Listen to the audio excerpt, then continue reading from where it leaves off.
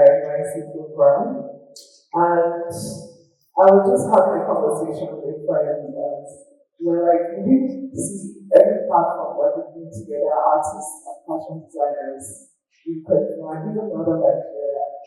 And we're like, we need to do something about this because we kept watching all these Lagos fashion week. We saw a lot of fashion events happening all around us, but nothing, you never see like another designer or a designer basic now or maybe somewhere far enough.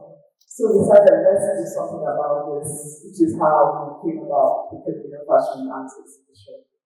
Kaduna Fashion Arts Exhibition, a lot of people have seen it, and it's not a one-man thing.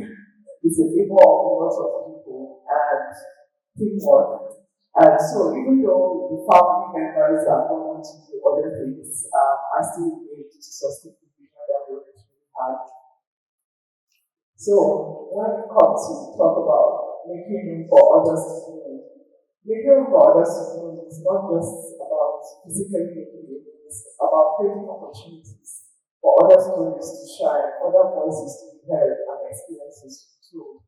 And that is what we wanted for our community in Kenya and in northern Nigeria. We wanted people to be able to tell their own stories and have their own narratives by a wider audience. So, how I started.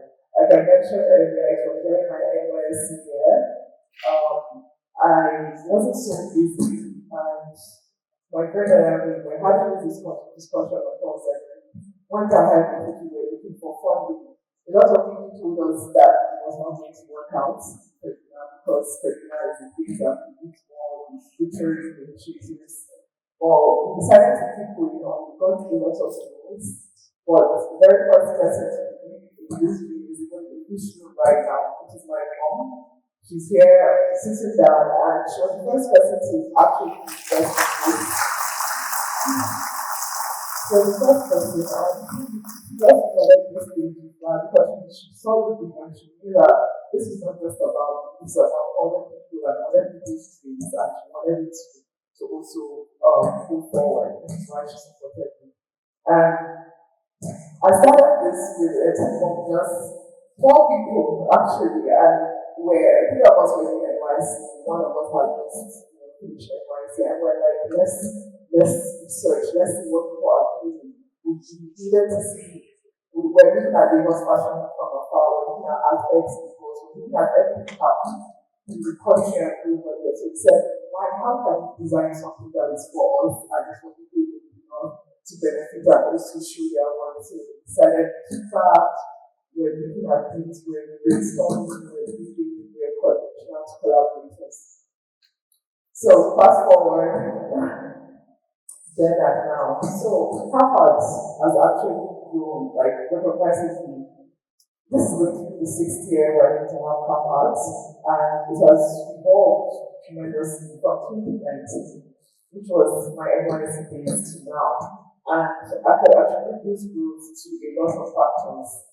It has to do with a lot of experimentations. It has to do with a lot of improvising because we have a lot of money. It was not something that could actually enrich you overnight, or something that could give you that kind of life-changing funding that you're looking for. But we had to research, we're looking for funding, we're reaching out to organizations, we're sending cold emails to people, and that was something that was hilarious because you're like, we don't know these people, they're looking for us, but we see what they're doing and we feel like they can actually support us in some way.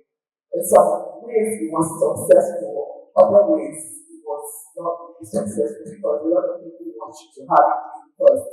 But as young people, we just try to organize what we're doing well. Because if you're not organizing what you're doing well in terms of you're documenting your progress, you have a website, you have a page that everyone can verify, then you might not really get that kind of support because people will not trust you. They will not feel like you're consistent. Or you feel like you're just doing this once and you just want to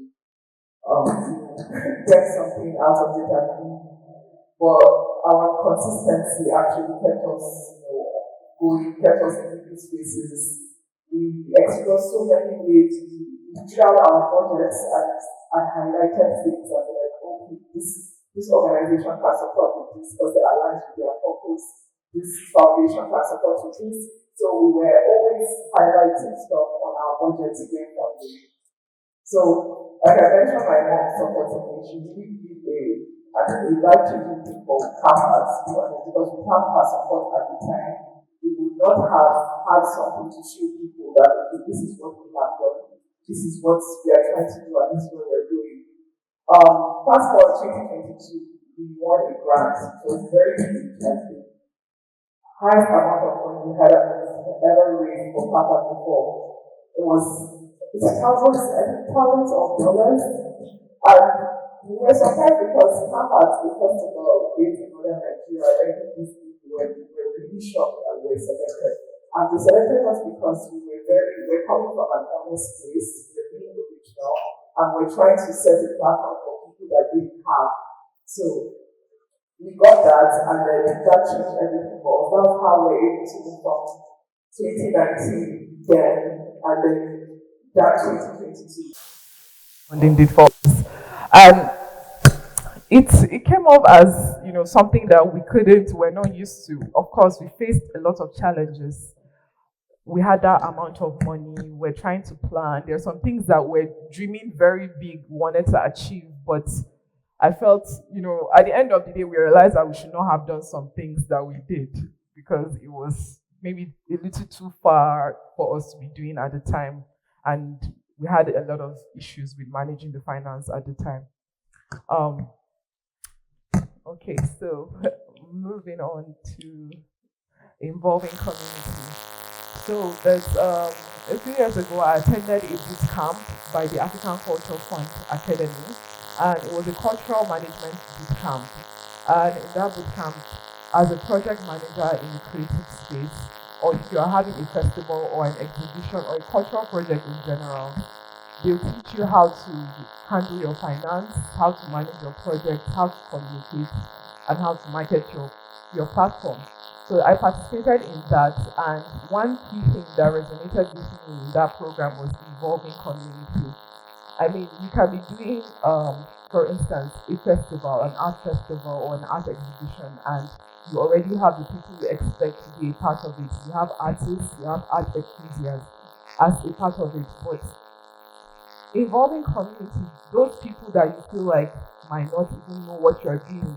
For example, in this room right now, there are some people in Samari community that don't know what is happening, they don't know what TEDx is. But involving them does not mean that you're changing what you're doing, but it's a way of making them a part of it, making them be a part of the economy around what you're doing.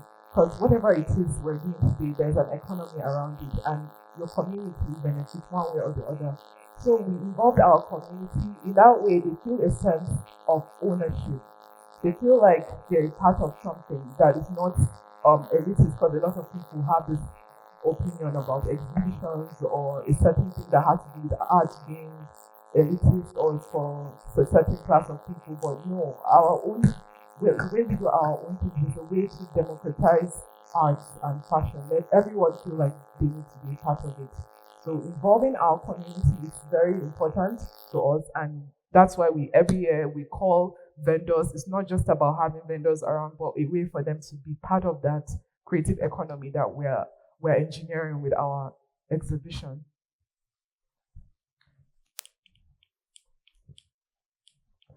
Okay, so the main essence of this conversation is not just for me to tell you how I've been able to make space for others to bloom, but it's a way for me to tell you how you can do it too. You guys are in Samaru, it is a community in itself. How can you make space for others to bloom here? First and foremost, I believe you need to know the needs of your community. You need to know what is out there as well.